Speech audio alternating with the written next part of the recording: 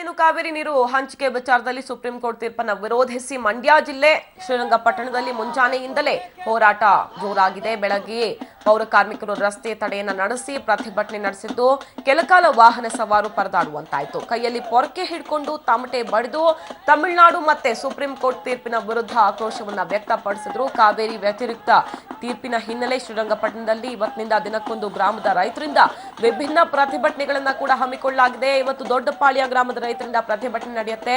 ಎತ್ತಿನ ಗಾಡಿ ದನ ಕರುಗಳನ್ನ ತಗೊಂಡು ಬಂದು ಪ್ರತಿಭಟನೆ ಮಾಡ್ತಾರೆ. ಅಲ್ಲದೆ ಬೆಂಗಳೂರು ಮೈಸೂರು ರಸ್ತೆ ತಡೆದು ಪ್ರತಿಭಟನೆ ಮಾಡಲಿದ್ದಾರೆ.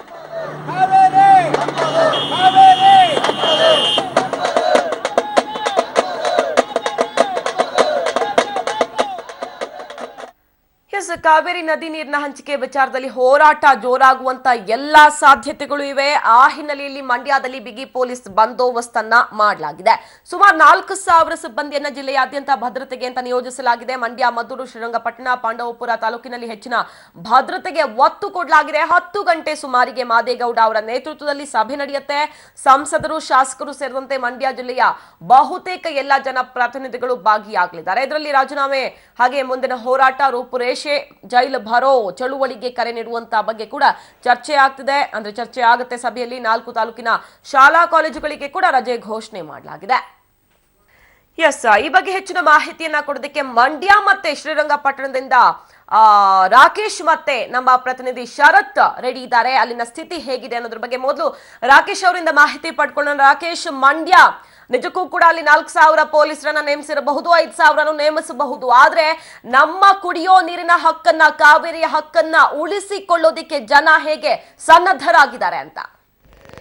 ಸೌಖ್ಯ, ಈಗಾಗಲೇ ಸುಪ್ರೀಂ ಕೋರ್ಟ್ನ ತೀರ್ಪು ಬಂದಿರುವ ಹಿನ್ನೆಲೆಯಲ್ಲಿ ಅದಕ್ಕೆ ವ್ಯತಿರಿಕ್ತ ಅಂದ್ರೆ ರಾಜ್ಯಕ್ಕೆ ವ್ಯತಿರಿಕ್ತವಾಗಿ ಬಂದಿರುವಂತಹ ಈ ತೀರ್ಪನ್ನ ಪ್ರತಿಭಟಿಸುವುದಕ್ಕೋಸ್ಕರ ಮಂಡ್ಯ ಜನ ಸಿದ್ಧತೆಯನ್ನ ಮಾಡಿಕೊಂಡಿದ್ದಾರೆ. ಇವತ್ತು ಕಾವೇರಿ ಹಿತರಕ್ಷಣಾ ಸಮಿತಿ ಅಧ್ಯಕ್ಷರಾಗಿರುವಂತಹ ಮಾದೇಗೌಡರ ನೇತೃತ್ವದಲ್ಲಿ ಒಂದು ಪ್ರಮುಖ ಸಭೆಯನ್ನ ನಡೆಸುವವರಾಗಿದ್ದು 11 ಗಂಟೆ ಸುಮಾರಿಗೆ ಈ ಸಭೆ ನಡೆಯಲಿದೆ. ಈ ಸಭೆಯ ನಂತರದಲ್ಲಿ ಮುಂದಿನ ಹೋರಾಟ ಹೇಗಿರಬೇಕು ಅನ್ನೋದರ ಬಗ್ಗೆ ಸಿದ್ಧತೆಗಳನ್ನ ಮಾಡಿಕೊಳ್ಳುವುದಕ್ಕೆ ತಯಾರಾತಿಯನ್ನು ಮಾಡಿಕೊಂಡಿದ್ದಾರೆ. ಇನ್ನೊಂದು ಕಡೆ ಪೊಲೀಸರು ಬಿಗಿ ಬಂದೋಬಸ್ತನ್ನು ಮಾಡಿಕೊಂಡಿದ್ದು ಈಗಾಗಲೇ ನಗರದಲ್ಲಿ 144 ಜಾರಿಯಲ್ಲಿರೋದ್ರಿಂದಾಗಿ ಪ್ರತಿಭಟನೆಗಳಿಗೆ, ಹೋರಾಟಗಳಿಗೆ ಅವಕಾಶವನ್ನ ನೀಡದ ರೀತಿಯಲ್ಲಿ ಶಾಂತಯುತವಾಗಿ ಹೋರಾಟ ಮಾಡೋದಕ್ಕೆ ಅವಕಾಶವನ್ನು ಮಾಡಿಕೊಡ್ತೇವೆ ಅಂತ ಪೊಲೀಸರು ಕೂಡ ಹೋರಾಟದ ಸಹಕಾರವನ್ನು ಮಾಡಿಕೊಂಡಿರುವಂಥದ್ದು.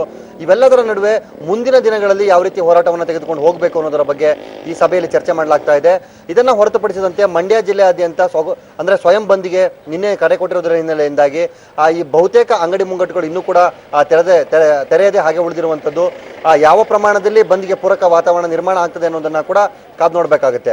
ಇವೆಲ್ಲದರ ನಡುವೆ ಈ ಒಂದು ಹೋರಾಟ ಇನ್ನಷ್ಟು ತೀವ್ರಗೊಳ್ಳುವ ಸಾಧ್ಯತೆಗಳು ಹೆಚ್ಚಾಗಿದ್ದು, ನಿನ್ನೆ ಮಾದೇಗೌಡರು ಕರೆ ಕೊಟ್ಟಿರುವ ರೀತಿಯಲ್ಲಿ ಮುಖ್ಯಮಂತ್ರಿಗಳು ರಾಜೀನಾಮೆ ನೀಡುವವರೆಗೆ ಅಥವಾ ನೀರಿನ ಸಮಸ್ಯೆ ಬಗೆಹರುವವರೆಗೆ ಹೋರಾಟವನ್ನ ಮಾಡಬೇಕು ಅನ್ನುವಂತ ಒಂದು ನಿರ್ಧಾರವನ್ನ ಮಾಡಲಾಗ್ತಿದೆ. ಸೌಖ್ಯ, ರಾಕೇಶ್ ಹಾಗೆ ಸಂಪರ್ಕದಲ್ಲಿ ಮುಂದುವರೆತೀರಾ. ಇನ್ನು ಶ್ರೀರಂಗಪಟ್ಟಣದಿಂದ ಶರತ್ ಕಪ್ಪನಹಳ್ಳಿ ಹೆಚ್ಚಿನ ಮಾಹಿತಿ ಕೊಡ್ತಾರೆ. ಶರತ್, ಈಗ ಮಂಡ್ಯ ಇರ್ಬೋದು, ಶ್ರೀರಂಗಪಟ್ಟಣ ಇರ್ಬೋದು, ಇಲ್ಲಿನ ಮಂಡ್ಯದ ಸಮಸ್ಯೆ ಇಂಡಿಯಾ ಲೆವೆಲ್ ಅಲ್ಲಿ ಸುದ್ದಿ ಆಗಬೇಕು ಅಂದ್ರೆ ಬರೀ ಮಂಡ್ಯದಲ್ಲೋ, ಶ್ರೀರಂಗಪಟ್ಟಣದಲ್ಲೋ, ಮೈಸೂರಲ್ಲೋ ಗಲಾಟೆನೋ ಮತ್ತೊಂದೋ ಮಾಡಿ ಅಲ್ಲಿನ ಆಸ್ತಿನೇ ಹಾಳು ಮಾಡಿ ಪ್ರತಿಭಟನೆ ಮಾಡಿದ್ರೆ ಸಾಲೋದಿಲ್ಲ ಅನ್ಸತ್ತೆ.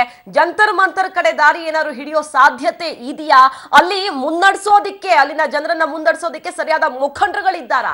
ಖಂಡಿತ ಸೌಖ್ಯ. ಈಗೇನು ಮಂಡ್ಯ ಜಿಲ್ಲೆಯ ಶಾಸಕರು ಹಾಗೂ ಸಂಸದರು ರಾಜೀನಾಮೆಗೆ ಮುಂದಾಗ್ತಾ ಇದ್ದಾರೆ. ಬರೀ ಮಂಡ್ಯ ಜಿಲ್ಲೆಯ ಸಂಸದರು ಮಾತ್ರ ರಾಜೀನಾಮೆ ಕೊಟ್ಟರು ಸಾಲಲ್ಲ, ರಾಜ್ಯದ ಎಲ್ಲಾ ಸಂಸದರು ರಾಜೀನಾಮೆಗೆ ಮುಂದಾಗಬೇಕು. ಈ ರಾಜೀನಾಮೆಯ ಪರ್ವ ದಿಲ್ಲಿಗೆ ಮುಟ್ಟಬೇಕು ಅನ್ನೋದು ಇಲ್ಲಿಯ ರೈತರ ಆಗ್ರಹ ಆಗಿದೆ. ಇವತ್ತು ಶ್ರೀರಂಗಪಟ್ಟಣದಲ್ಲಿ ಕಾವೇರಿಯ ನಿನ್ನೆ ಏನು ತೀರ್ಪು ಕೊಟ್ಟಿತ್ತು, ಆ ತೀರ್ಪಿನ ವಿರುದ್ಧ ಹೋರಾಟ ಬೆಳಗ್ಗೆಯಿಂದನೇ ಆರಂಭವಾಗಿತ್ತು. ಅದರಲ್ಲೂ ಕೂಡ ಪ್ರಮುಖವಾಗಿ ಇಲ್ಲಿನ ಪೌರ ಕಾರ್ಮಿಕರು ತಮ್ಮ ಪ್ರತಿಭಟನೆ ಮೂಲಕ ತಮ್ಮ ಕಾರ್ಯವನ್ನು ಆರಂಭಿಸಿದ್ದಾರೆ.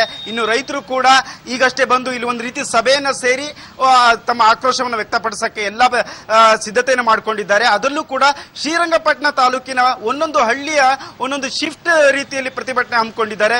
ಇವತ್ತು ದೊಡ್ಡಪಾಳ್ಯದ ಗ್ರಾಮದ ಜನರು ಬಂದು ಒಂದು ರೀತಿಯಲ್ಲಿ ಪ್ರತಿಭಟನೆ ಹಮ್ಮಿಕೊಂಡಿದ್ದಾರೆ. ತಮ್ಮ ದನ ಕರುಗಳ ಕರ್ಕೊಂಡ್ಬಂದು ಇಲ್ಲಿ ಪ್ರತಿಭಟನೆ ಹಮ್ಮಿಕೊಳ್ಳೋ ರೀತಿಯಲ್ಲಿ ಸರ್ಕಾರನ ಎಚ್ಚರಿಕೆ ಎಲ್ಲ ಸಿದ್ಧತೆಯನ್ನ ಮಾಡ್ಕೊಂಡಿದ್ದಾರೆ.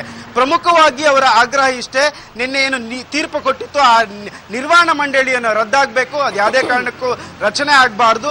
ಇನ್ನುಳಿದಂತೆ ಕಾವೇರಿ ನೀರು ಹರಿದು ಹೋಗ್ತಾ ಇದೆ ತಮಿಳುನಾಡಿಗೆ, ಅದಕ್ಕೆ ನಿಲ್ಲಿಸಬೇಕು. ಹಾಗೆ ಈಗಾಗಲೇ ಬತ್ತಿ ಹೋಗುವಂತಹ ಭತ್ತದ ನಾಟಿ ಏನ್ ಮಾಡಿದ್ರು ಅದು ಬತ್ತು ಹೋಗೋ ಲಕ್ಷಣಗಳಿವೆ. ಅದಕ್ಕೋಸ್ಕರ ನಮಗೆ ಪರಿಹಾರ ಬೇಕು. ಈ 3 ಅಂಶವನ್ನ ಇಟ್ಕೊಂಡು ಇಲ್ಲಿಯ ರೈತರು ಒಂದು ಪ್ರತಿಭಟನೆಯನ್ನು ಹಮ್ಮಿಕೊಂಡಿದ್ದಾರೆ. ಸೌಖ್ಯ, ಥ್ಯಾಂಕ್ ಯು ಶರತ್ ನಿಮ್ಮ ಮಾಹಿತಿಗೆ. ಇನ್ನು